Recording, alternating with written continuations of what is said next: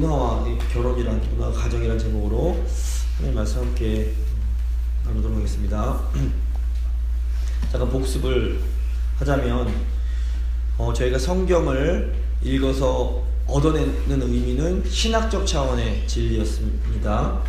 다른 성경의 과학적 차원, 문학적 차원들이 존재하지만 그럼에도 불구하고 저희가 성경을 읽어서 얻어내는 그 의미는 신학적 차원의 의미였습니다. 그래서 지난 시간에 저희가 창세기 1장과 2장을 통해서 하나님에 대해서 생각을 했고, 하나님에 대해서 알았고, 또 안식의 중요성에 대해서, 그리고 인간이 어떤 존재인지에 대해서 저희가 함께 생각을 해봤습니다. 오늘은 그 하나님의 형상인 인간의 사명과 관련돼서 그 문화의 의미와 또 이 문화를 이루기 위한 그 가정의 그 신학적 의미에 대해서 한번 함께 생각을 해보도록 하겠습니다.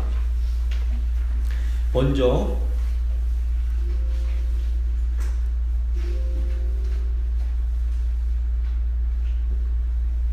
문화의 창세기 2장 18절에서 19절입니다. 앞으로 건드리지 마세요. 자, 이걸 보시면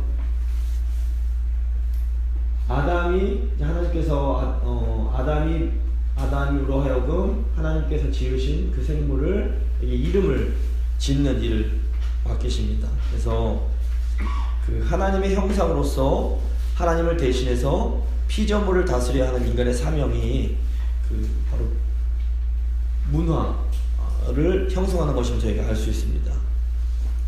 그래서 다음 장. 이게 좀 이상하게. 네, 됐습니다. 위쪽 위로 올려주세요. 문화란 한 장 더 올려주세요. 19절 본문을 보시면 이게 아담이 이름을 지었구나, 단순히 이런 내용이 아니라 아담이 생물들의 이름을 짓는 것이 하나님의 형상, 하나님의 대리 통치자로서의 그런 아주 가장 중요한 사역임을 알 수가 있습니다. 그래서 아담이 한 일을 창세기 1장부터 2장까지 보면 아담이 한 일이 뭐냐면 이름을 지은 일입니다. 이름 짓고 그냥 넌 토끼, 너는 코끼리 이렇게 이름 지었다는 의미가 아닙니다. 이름을 지었다는 것은 아담이 하나님 나라의 문화를 창조하는 하나님 창조자였음을 의미합니다. 창세기 1장 1절을 보시면 하나님은 아무것도 없는 무에서 유를 창조해내십니다. 하지만 이때 아직 창조된 물질 자체는 혼돈하고 공허하고 어떤 의미도 갖지를 못했습니다. 영어로 얘기하면 meaningless, 아무 의미가 없었습니다. 근데 이때 이제 창세기 1장 3절에서 하나님께서 그런 창조한 물질에 이름을 지어주심으로 그 피조물이 어떤 의미를 비로소 갖게 됩니다. 하나님께서 빛과 어둠을 나누시고 빛을 낮이라고 부르시고 어둠을 밤이라고 부르실 때에 비로소 빛은 낮이라는 의미를 갖게 되고 어둠은 밤이라는 의미를 갖게 되었습니다. 하나님께서 이렇게 피조물의 이름을 지어주심으로 그 피조물이 의미를 갖게 됩니다. 마찬가지로 인간은 하나님처럼 어떤 무에서 유를 창조해내지는 못하지만 하나님께서 창조하신 것들의 이름을 지어줌으로써 그 창조물이 의미를 갖게 해줍니다. 하나님이 창조하신 만물에 이름을 지어줌으로써 만물에게 meaning, 그 의미를 주고 정체성을 갖게 하는 것이 바로 문화의 핵심입니다. 그래서 문화란 이름을 지어서 자연, 즉 하나님의 그 창조하신 것에 의미를 부여하는 행위입니다. 그래서 이름을 짓는다는 것이 성경에서 굉장히 중요한 의미로 쓰이는 걸 저희가 알 수 있습니다. 하나님의 형상으로서 이름을 짓는다는 것 그 자체로 일종의 통치, 다스림의 행위입니다. 고대에서 이름은 윗사람이 아랫사람에게 지어주었습니다. 권위자가 이름을 지어주면 그 이름으로 그 사람의 정체성이 결정이 됩니다. 성경을 보시면 하나님께서 이름을 지어주시기도 하고 또 이름을 바꿔주시면 그 사람의 인생 자체가 바뀌는 것을 알 수 있습니다. 아브라함을 아브라함, 사레를 사라라고 이름 붙여주심으로 그 사람의 인생이 변했습니다. 또 야곱을 이스라엘이라고 이름을 지어주심으로 야곱의 인생이 변화됩니다. 또 예수님께서 제자 그 시몬을 피터, 베드로라 그 반석의 뜻을 가진 페트로스, 그러니까 베드로라고 이름을 지어주심으로 그 인생 자체가 바뀌게 됩니다. 그래서 권위자가 이름을 물을 때 너 이름이 뭐냐? 라고 물을 때 아랫사람이 제 이름은 뭡니다 라고 대답하는 것은 그 권위자에게 나는 당신의 그 주권, 당신의 권위 아래에 있습니다 라고 하는 그 고백의 표현이었습니다. 누가복음 8장 30절을 보시면 예수님께서 그 귀신에게 내 이름이 무엇이냐 라고 물으십니다. 이때 귀신이 저는 군대입니다 라고 대답을 합니다. 이것은 귀신이 예수님의 그 권위를 인정함으로써 항복했음을, 제가 당신을 이길 수 없습니다, 저는 당신의 권위 아래에 있습니다 라고 고백하는 행위였습니다. 성경에서 이름이 굉장히 중요한 의미가 있습니다. 그러니까 사람이 하나님께서 만드신 자연에 이름을 붙임으로 그 자연에 어떤 비로소 의미를 갖게 되는 것을 잘 나타낸 시가 있습니다. 제가 혹시 아실지 모르겠어요. 김춘수라는 시인의 꽃이라는 시인데요. 내가 그의 이름을 불러주기 전에는 그는 다만 하나의 몸짓에 지나지 않았다. 내가 그의 이름을 불러주었을 때 그는 나에게로 와서 꽃이 되었다. 내가 그 이름을 불러준 것처럼 나의 빛깔과 향기에 알맞은 누가 나의 이름을 불러다오. 그에게로 가서 나도 그의 꽃이 되고 싶다. 우리들은 모두 무엇이 되고 싶다. 너는 나에게, 나는 너에게 잊혀지지 않는 하나의 눈짓이 되고 싶다. 이 김춘수 시인이 지은 시입니다.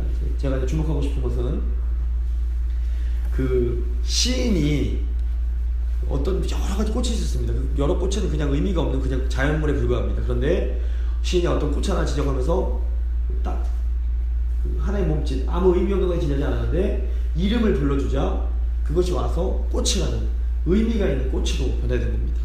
저희가 이게 문화의 핵심입니다. 저희가 이름을 짓고 어린 왕자에도 보면 장미꽃이 나오는데 장미꽃이 대단한 게 아니라 어린 왕자가 그 꽃에게 이름을 붙여주고 그 자기에게 의미 있는 존재가 되었을 때 의미가 있는 것입니다. 그래서 하나님께서 인간에게 부여하신 하나님의 형상으로서의 사명이 뭐냐? 하나님께서 만드신 피조물에 하나하나의 이름을 붙여줌으로써 의미를 만들고 그것이 이제 하나님의 피조물들이 되게 만들어주는 겁니다. 저희가 그래서 나무는 의미가 없습니다. 근데 그 나무를 가지고 어떤 의자도 만들어내고 강제상도 만들어내고 이런 어떤 인간의 그런 하나님 창조의 그 능력을 발휘해서 어떤 걸 만들어냈을 때 비로소 이제 의미가 있습니다. 음악도 마찬가지입니다. 띵띵띵띵 무의미한 건 의미가 없습니다. 근데 인간이 그 이름을 붙여준다는 것은 하나님이 주신 그 하나님 형상을 사용해서 그것들 어떤 질서를 부여하고 의미를 부여하는 행위라고 볼 수 있습니다.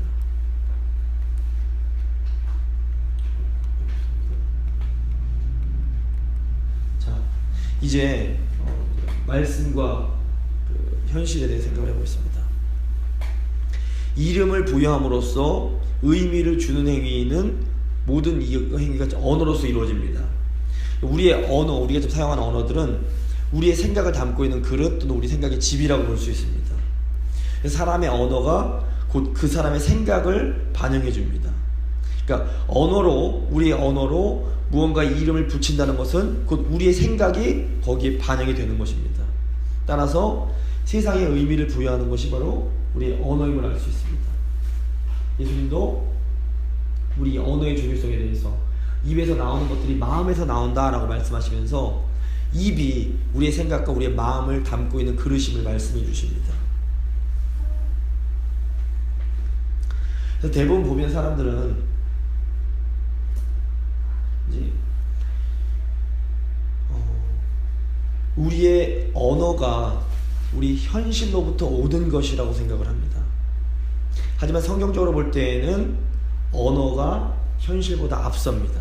좀 설명을 좀 드릴 필요가 있는데, 가령 이 시대 사람들은 돈이 최고야 라는 이 말을 많이 합니다. 근데 이제 이게 바로 이 말 속에는 현대인들이 어떤 생각을 갖고 있는지가 반영이 되어 있습니다. 돈이 최고야, 역시 돈이 최고지, 이런 말들을 많이 합니다. 근데 이 말이 어디서 왔냐면, 사람들은 정말 이 세상 사람들이 돈이 정말 최고라는 현실에서 돈이 최고이라는 이 현실을 이 말로 한 것이라고 생각을 합니다. 하지만 영적으로 볼 때에는 그 순서가 정반대입니다. 돈이 최고가 된 이 시대의 이 현실은 돈이 최고라는 언어 때문에 생겨났습니다. 제가 이거를 좀 칠판을 잠깐 사용해도 될까요? 칠판 사용하는 게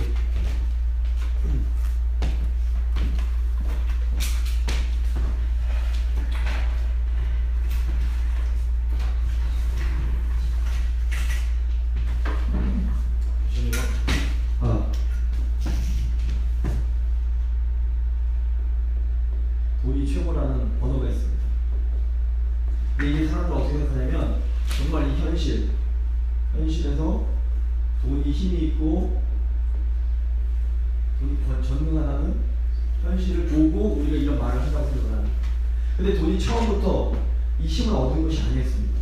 자세히 살펴보시면 조선시대의 돈은 돈보다 더 높은 것, 힘이 센 것이 신분이었습니다. 그리고 명예였습니다. 조선시대 당시에는 돈은 그저 사물을 교환하기 위한 도구에 불과했습니다. 그런데 어느 날부터인가 자본주의가 되면서 사람들이 돈이 최고다라고 돈에다가 이름을 붙여줍니다. 돈 너는 최고라고 이름을 딱 붙여줬습니다.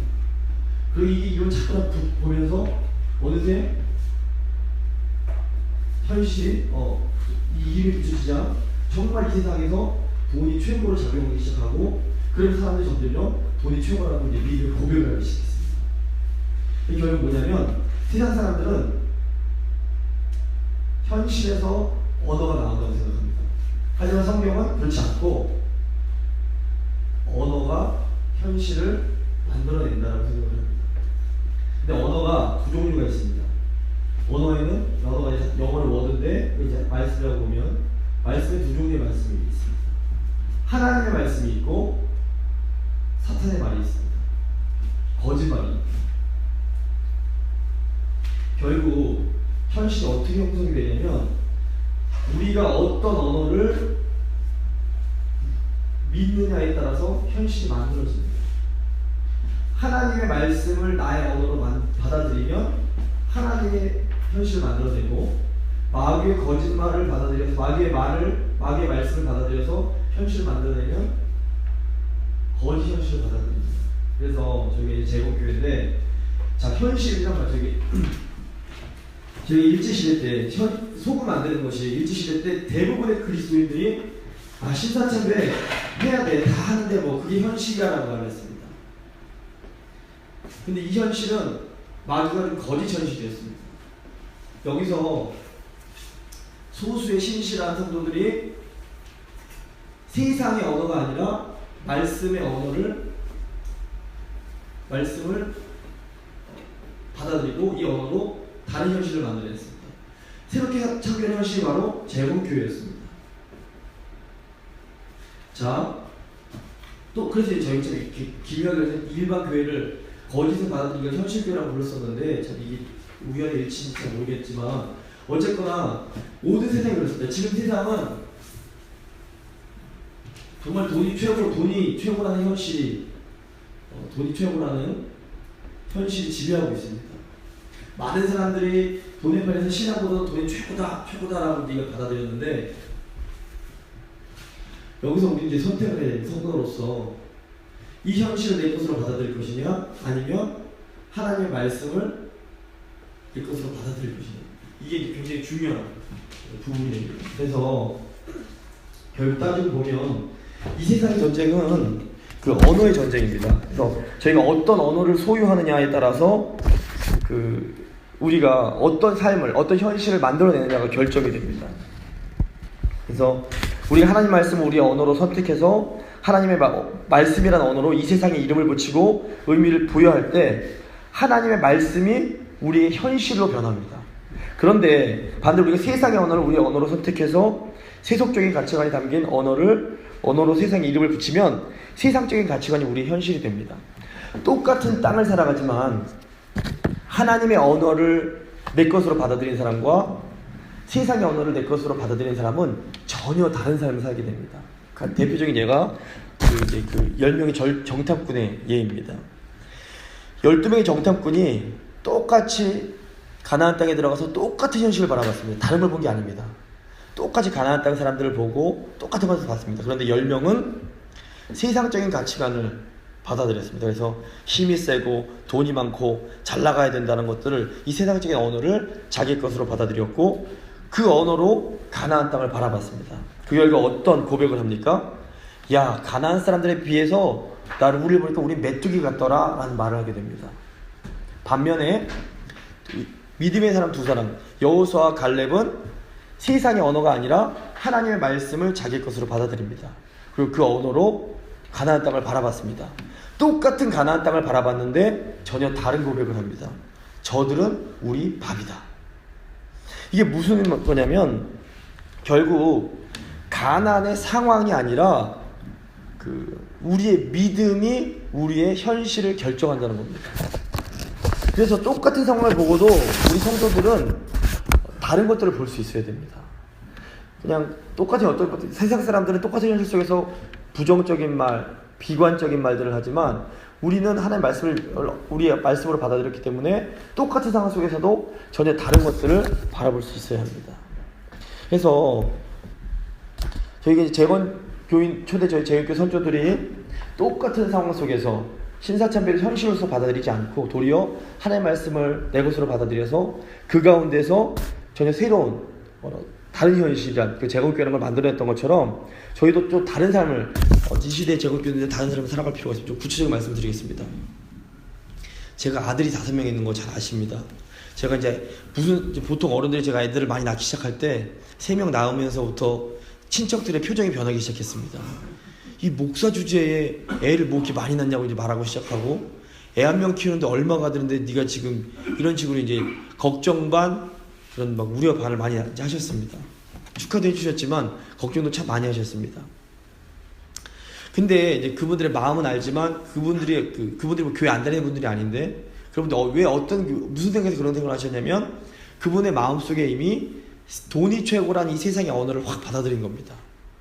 그래서 현실을 바라볼 때 돈이 최고란 그런 언어로 현실을 보고 있는 겁니다. 근데 저희는 그때 이제 느끼고 뭘 느꼈냐면, 그렇지 않은데 그 언어가 전 거짓말이라고 저는 생각했습니다. 제가 그때 양평에서 뉴스를 봤는데, 노후에, 은퇴 후에 4인 가정에 한 달에 얼마나 있으면 살 수 있습니까? 인터뷰를 하고 다녔습니다.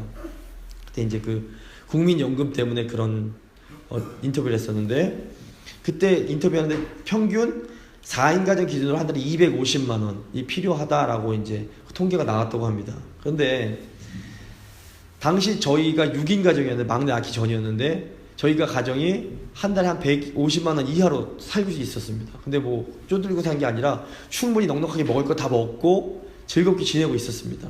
그런데 제가 만약에 뉴스에서 흘러나오는 한 달에 4인 가정이 240만 원이 필요하다는 그것을 제가 받아들였다면 저는 아마 불안해서 견딜 수 없었을 겁니다. 야, 이거 나는 뭐 하고 있는 거지? 나는 그 이상한 거네? 하면서 아마 뭐 딴짓을 하고 다른 뭐 해야 됐을 겁니다. 하지만 뉴스에서 나온다고 다 진실이 아닙니다. 뭐 어떤 대통령이 말한다고 진실이 아니고, 뭐 훌륭한 뭐 누가 말한다고 진실이 아닙니다. 하나님의 말씀이 저희 말씀을 받아들여야지, 그런 것들을 받아들였을 때 저희는 온전히 하나님 믿은 대로 살아갈 수가 없습니다. 아이를 키우는데 돈이 많이 든다고 하는 이유가 한국에서 뭐냐면 사교육비 때문에 그렇습니다.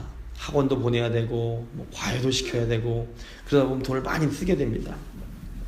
그런데 그렇게 과외를 많이 시키고 학원에 보내는 목적이 뭐냐면 딱 한 가지입니다.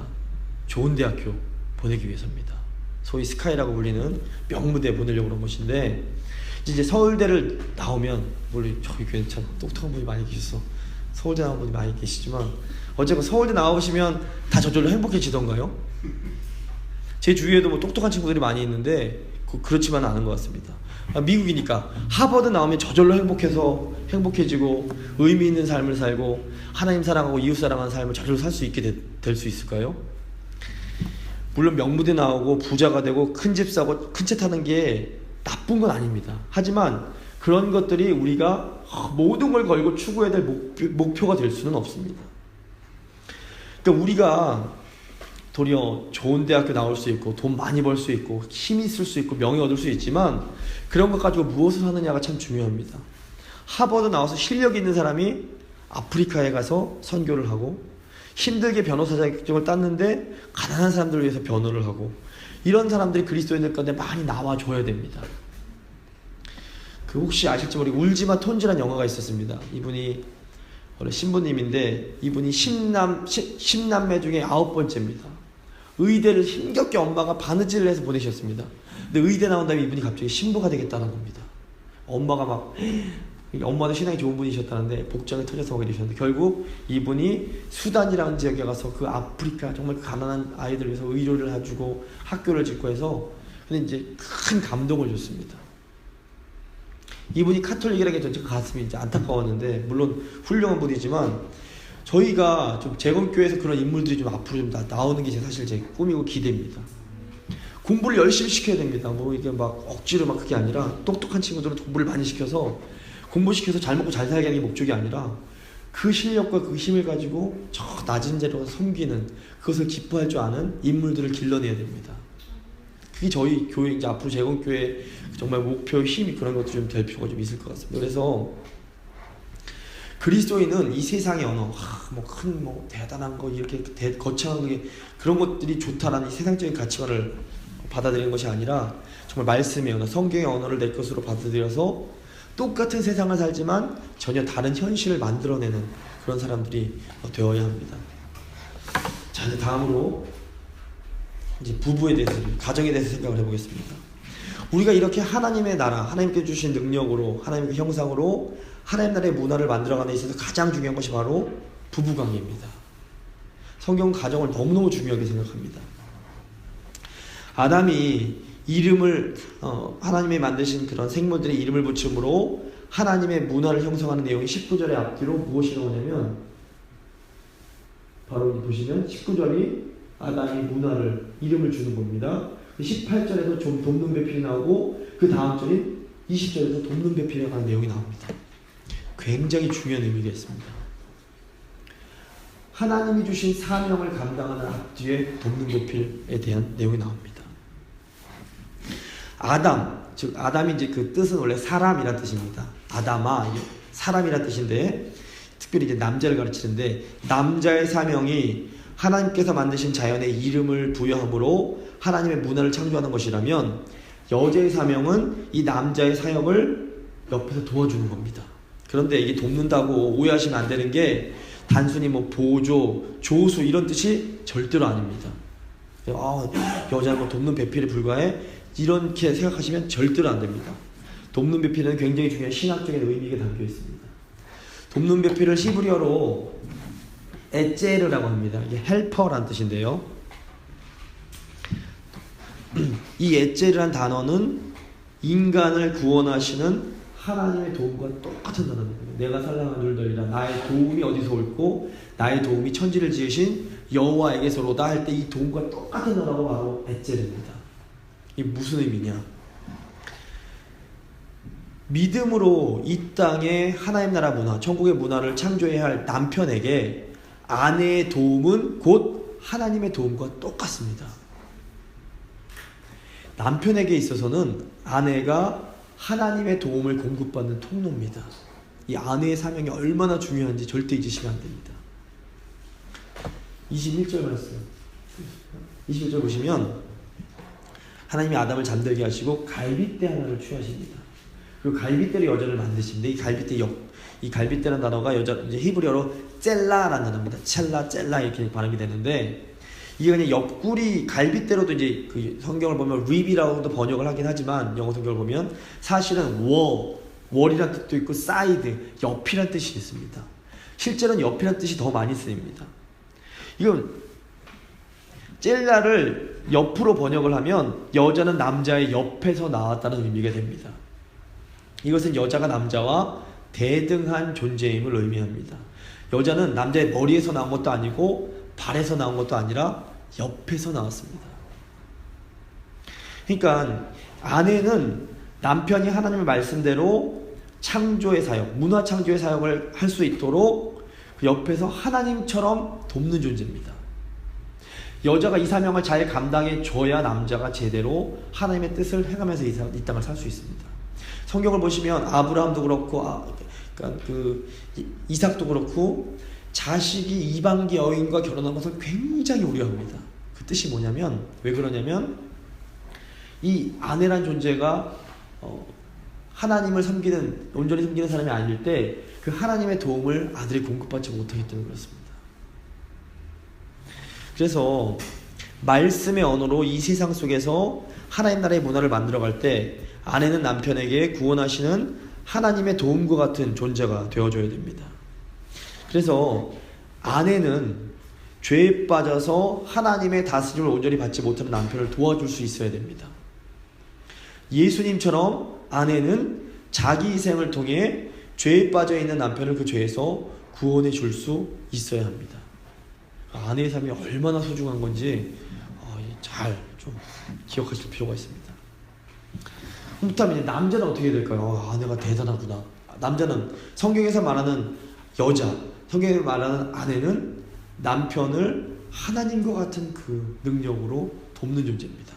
남편은 어떤 존재, 아내에게 어떻게 됩니까? 23절 보시면 남편은 아내에게 아담이 이르되 내 뼈 중에 뼈요 살 중에 살이라 이것을 남자에게서 취했으니 여자라 부르리라 이렇게 말합니다. 남편은 아내를 뼈 중에 뼈요 살 중에 살로 즉 내 몸처럼 여기면서 사랑해 줘야 됩니다. 신약의 표현대로 하면 남편은 아내를 그리스도께서 교회를 사랑하시듯 사랑해야 합니다. 예수님처럼 남편은 자신을 희생하여 아내의 모든 연약함과 허물을 사랑으로 덮어줄 수 있어야 됩니다. 이 부부의 원리를 신약에서 잘 설명한 게 에베소서 5장입니다. 사도 바울이 에베소서 5장에서 남편과 아내에게 내리는 명령이 있습니다. 부부 관계를 보겠습니다. 이 이제 에베소서 그 5장과 창세기 성경에서 나오는 부부의 관계를 보면 두 가지 차원이 존재합니다. 하나는 평등이란 차원이고 하나는 질서란 차원입니다. 먼저 평등에 대해 생각해 보겠습니다. 성경은 하나님의 모든 인간이 기본적으로 평등하다라고 가르칩니다. 다른 종교의 경우에는 인간 사이의 어떤 수직적 상하관계를 굉장히 강조합니다. 힌두교, 저번에 이제 이번 주일에 네팔에서 목사님 오셨었는데 네팔 같은 경우에는 네팔과 인도 같은 경우에 힌두교가 굉장히 강한 나라입니다. 힌두교는 카스트라는 그런 계층이 계급이 존재합니다. 그래서 뭐 많이 배워보셨을 텐데 브라만, 크샤트리아, 바이샤, 수드라 이렇게 존재합니다. 이 굉장히 인간의 그런 차별을 굉장히 심하게 봅니다. 그리스의 경우에도 귀족과 노예가 굉장히 나눠지고 유교의 경우에도 인간 사이의 그 상하관계, 산호공생의 관계를 전제하고 있습니다. 사람 사이에 분명한 높고 낮음을 얘기합니다. 그런데 창세기 1장 27절을 보시면 하나님께서 하나님의 형상대로 인간을 창조하실 때 남녀의 차별이 없었습니다. 또 창세기 2장 22절 좀 아까 살펴봤지만 여자가 아담의 옆에서 창조되었을 뿐 아니라 여자는 하나님처럼 남자를 돕는 존재로 지어준 것을 보면 남자와 여자의 인간으로서의 가치는 본질적으로 완전히 똑같습니다. 그런데 나중에 창세기 3장 16절을 보면 인간이 타락한 이후에 이스라엘 역사 속에서 남자가 우월하고 여자가 종속적인 모습이 나타나게 됩니다. 그래서 대충 읽으면 역시 성경은 남자가 짱이고 여자는 이렇게 아래구나, 이것을 지지하는 것처럼 보입니다. 그런데 그렇지 않습니다. 구약을 잘 면밀히 읽어보시면 구원에 있어서 여성의 역할이 얼마나 부각되는지 모릅니다. 성경처럼 여성의 역할을 중요하게 강조하는 책도 없습니다. 또 예수 그리스도가 이 땅에 오심으로 새로운 뉴 크리에이션, 새 창조의 역사가 시작이 됐습니다. 보시면 갈라디아서 3장 28절을 세 번역으로 이제 번역을 하면 그리스도 안에서는 모두 하나이기 때문에 유대인도 없고 헬라인도 없고 남자도 없고 여자도 없고 상전도 없고 노예도 없습니다 라고 선언을 합니다. 사도 바울의 선포입니다. 또 바울 서신에서 특별히 이제 남녀 관계를 남편, 아내 얘기하기 전에 그 바로 앞에 나오는 게 바로 5장 21절입니다. 이게 무슨 명령이냐면 그리스도를 경외함으로 피차 남자와 여자가 서로 복종하라는 겁니다. 인간의 타락 때문에 하나님이 원치 않으시는 인종차별, 성적인 차별, 신분적인 차별들이 생겨나게 됩니다. 하지만 창조 때 하나님은 남녀를 동등하게 하나님의 형상대로 지으시고 이 땅에 하나님의 대리자로 세우셔서 당신의 통치권을 대행하게 하십니다. 그래서 예수님은 새로운 피조물인 우리가 타락으로 인해서 생겨난 인종적인 차별, 성적인 차별, 신분적인 차별을 극복해 나아가길 원하십니다. 그래서 초대교회를 보면 이런 모든 것을 뛰어넘는 놀라운 그런 공동체였음을 알 수가 있습니다. 뭐 얼마 전에 마틴 루터 킹 데이였는데요. 이게 마틴 루터 킹이 시작한 게 아니라 성경에서 초대교회 이미 시작이 된 것입니다. 그래서 뭐 저희가 그 빌레몬서 같은 걸 보면 사도 바울이 그런 것들을 잘 권면하고 있습니다. 그리스도인의 가정은 이 그리스도 안에서 성경의 언어로 이 세상을 새롭게 창조해가는 사람들입니다. 그러므로 가정에서부터 이 창조 때의 평등, 즉 상호 복종의 원리를 실천할 필요가 있습니다. 상호 복종, 서로 복종하는 것이 뭔가 쉽게 얘기하면 서로 상호 권리를 포기하는 겁니다. 남편도 아내도 서로의 권리를 주장하지 않는 것을 말합니다. 이게 죄가 아니라면 남편이 내가 아무리 이걸 하고 싶어도 아내가 반대하면 하지 않아야 됩니다. 또 반대로 내가 이걸 너무 하고 싶어도 아내가 너무 하기 싫어도 아내가 해주세요 하면 할 수 있어야 됩니다. 이게 상호복종입니다. 물론 아내도 마찬가지입니다. 죄가 아니라면 아내는 내가 이걸 너무 사고 싶습니다. 너무 사고 싶습니다. 남편이 안 돼요. 그러면 안 사야 됩니다. 또 너무 사기 싫어도 남편이 이거 사고 싶습니다. 그러면 사주셔야 됩니다. 이게 서로 이게 남편과 아내가 서로 상호 복종하는 게 성경의 원리입니다. 자, 근데 이것만 있느냐 하면 그렇지 않습니다. 여기에 또 성경에는 남녀의 질서가 또 분명히 존재합니다.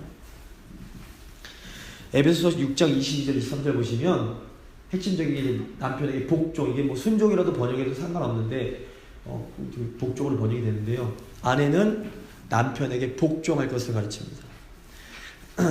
이제 이게 질서인데 이 질서는 단순히 뭐 복종을 하는 게 남편이 아내보다 위에 있다는 얘기냐? 그렇지는 않습니다. 잘 분별하실 필요가 있습니다. 그 어떤 운동 경기를 보면 소위 주장이 있습니다. 축구 경기를 보면 이제 주장이 노란 완장을 차고 있습니다.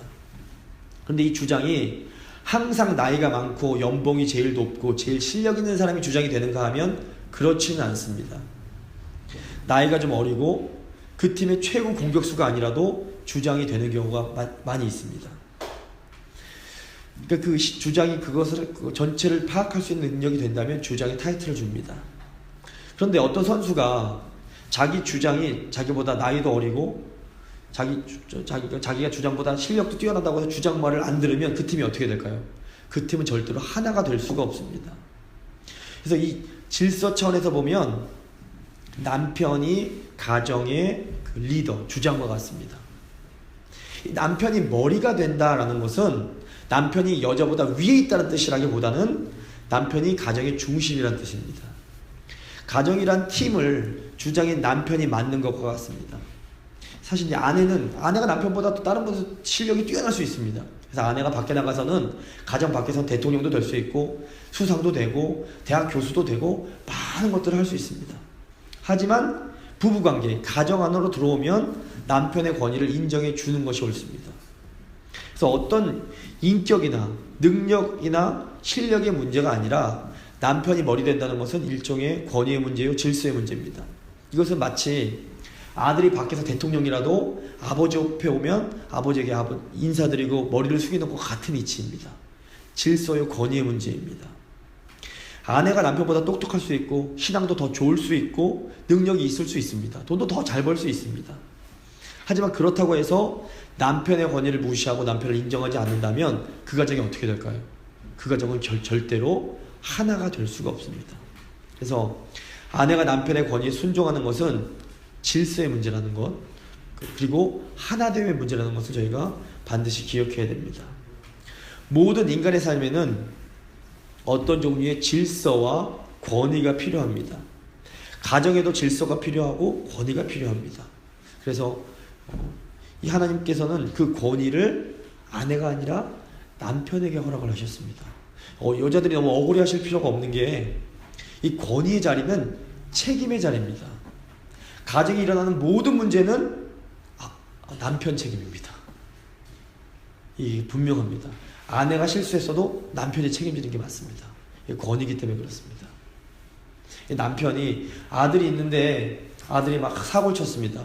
남편이 아내한테 이거 뭐야, 당신 뭐 한 거야, 집에서 뭐 한 거야, 이렇게 하면 이거 아내가 죄송하지만 찌질입니다.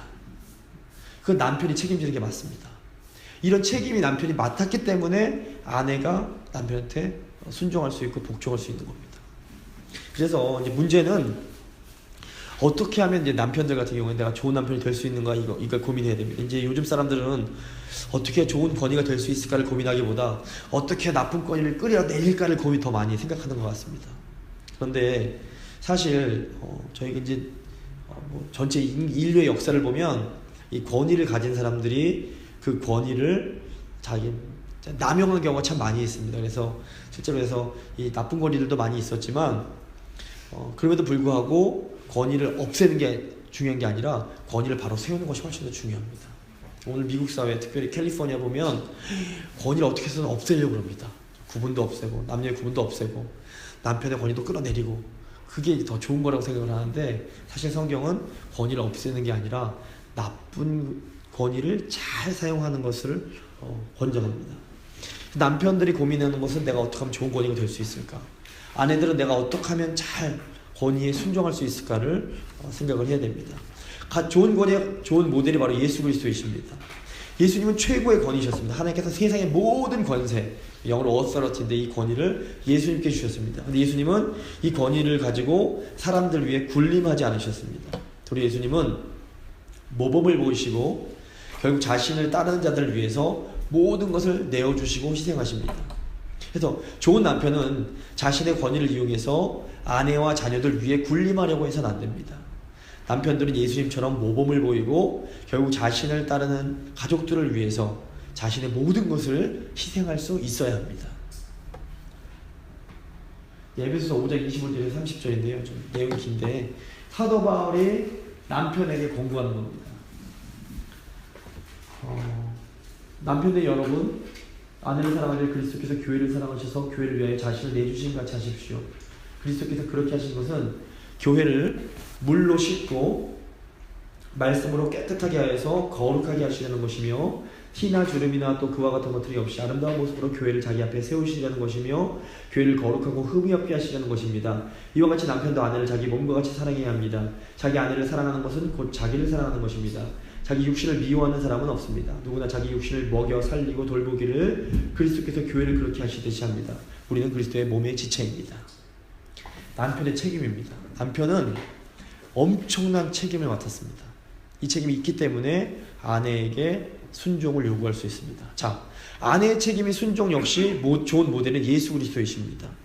에베소서 5장에서 사도 바울은 아내들에게 남편에게 복종하기를 마치 교회가 주께 복종하듯 하라고 합니다.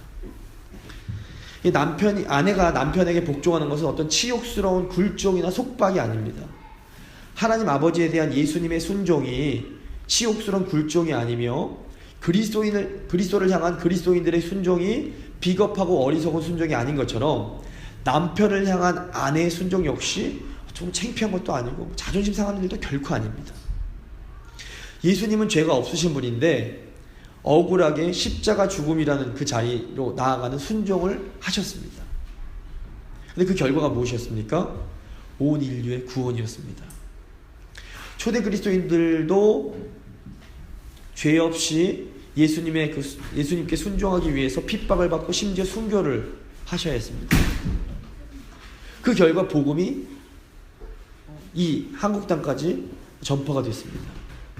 또 일제시대 때 제 재건교인들이